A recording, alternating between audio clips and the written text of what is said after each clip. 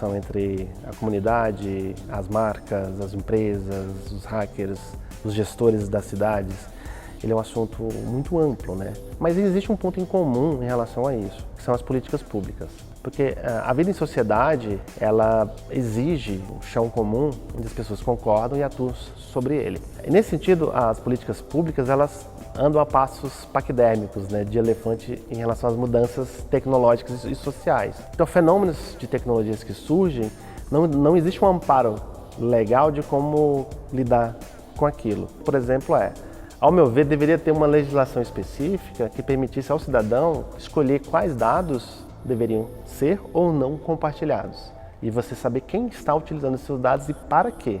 Você pode utilizar dados para fazer qualquer coisa, mas desde que tenha transparência e você possa ter controle sobre isso, porque são dados que fazem referência a você, como cidadão.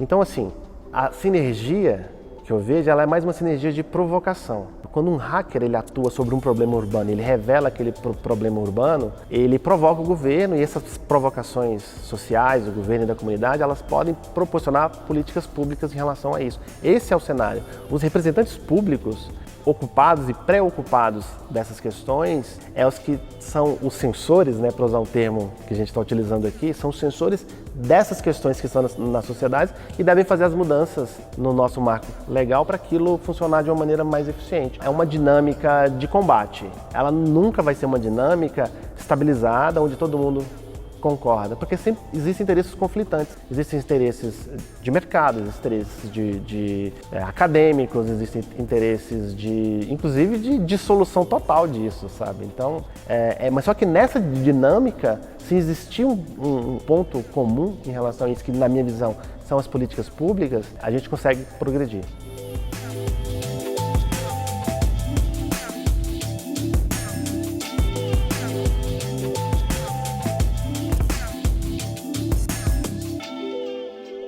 Existem algumas concepções sobre o designer, né?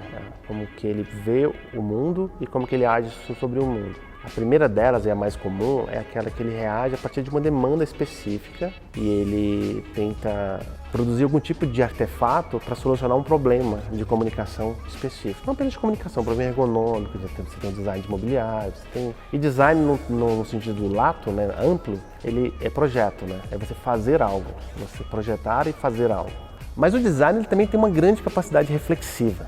Essa capacidade reflexiva do designer, hoje inclusive tem um termo para isso, que é o design especulativo. O design especulativo, ele não depende necessariamente de uma provocação do mundo externo para, vamos dizer assim, de um briefing real para trazer uma solução final para um problema objetivo específico. O designer que ele pensa de maneira provocativa, sistêmica, ele identifica, ele tem uma capacidade muito aguçada para identificar problemas principalmente de utilização, de fluxo, problemas de comunicação. Ele consegue identificar esses problemas de uma maneira muito avançada. O design especulativo, ele trabalha com cenários, né? Cenários de coisas futuras, possíveis. A partir de problemas, ele problematiza, propõe uma solução especulativa, mesmo que ela não seja factível e realizável para aquele problema específico, ela faz com que o problema seja pensado sobre outras perspectivas.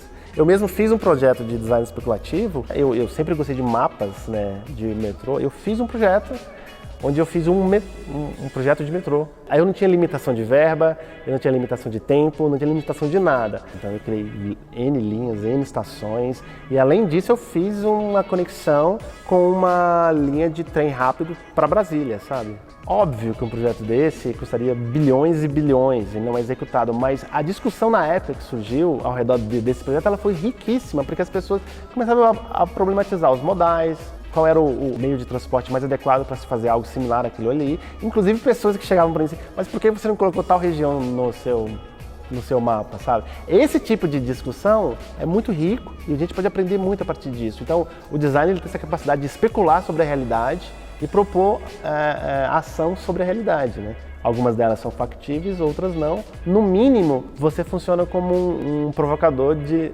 novas soluções.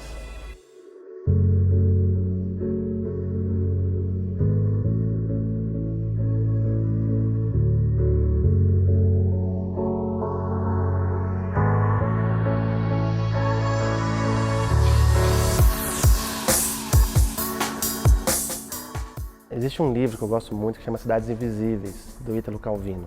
Nesse livro existe um imperador, né? E o Marco Polo é um explorador, ele viaja pelo mundo conhecendo cidades. E ele faz o relato para o imperador sobre essas cidades, né? Cada cidade com composições e questões muito específicas. Cada cidade tem um espírito, uma alma. Ele descreve sempre a arquitetura da cidade, as pessoas dessa cidade e como que essas pessoas se relacionam entre si. Tem cidades mais felizes, cidades mais tristes, cidades tecnológicas, cidades com questões que eles nunca tinham visto antes na vida. Quando nós temos um cenário de comunicação global, instantâneo, onde você tem acesso ao mundo todo virtualmente, mas não fisicamente, você também cria uma camada de ansiedade em relação ao que você projeta como cidade, em relação a isso. Nesse processo, eu acho que as cidades vão perdendo um pouco de sua alma a cada dia. Esse processo de reconhecimento do espaço, da cidade, ele é um processo que essencialmente ele depende da ocupação. Sabe? Quando você ocupa os espaços, você percebe os espaços de maneira distinta. Não é incomum, é um pouco menos, mas não é incomum você encontrar pessoas que olham para a própria cidade, Goiânia, por exemplo, de maneira pejorativa em relação a outros centros. Isso é relativamente comum. Foi assim quando eu estava na faculdade, onde eu olhava para o meu mercado e eu só olhava como possibilidade uma outra cidade, e São Paulo, por exemplo. Mas foi a partir da minha relação com a cidade, com a tecnologia, ou seja, eu trabalhava com design, ainda trabalho, né, com design, mas eu prestava serviço via internet para qualquer cidade no mundo. E eu utilizei o fato de ser de Goiânia de maneira positiva do meu lado, porque eu era o diferente. Eu fiz um cartaz de promoção do meu estúdio, na época, que era o Geraldinho. O Geraldinho é um contador de causos, né, um roceiro típico. Na época, o roqueiro moderninho, hipster de Goiânia dos anos 90, queria tudo menos ser identificado com o roceiro. Hoje existe um certo tipo de orgulho em relação às suas raízes. E nesse processo de redescobrimento de questões que estavam aí sempre, você consegue ressignificar e repensar a cidade. Porque o jovem frustrado com a cidade tem que existir, porque é ele que muda isso. Mas o espaço, ele está ali e ele vai ser mudado a partir das pessoas que ocupam ele. Então, assim, não é a tecnologia, não é as grandes marcas, não é o prefeito, não é o gestor. Tudo isso contribui de alguma forma, mas são a maneira como as pessoas ocupam os espaços que dão sentido e valor e razão de existir para aquilo.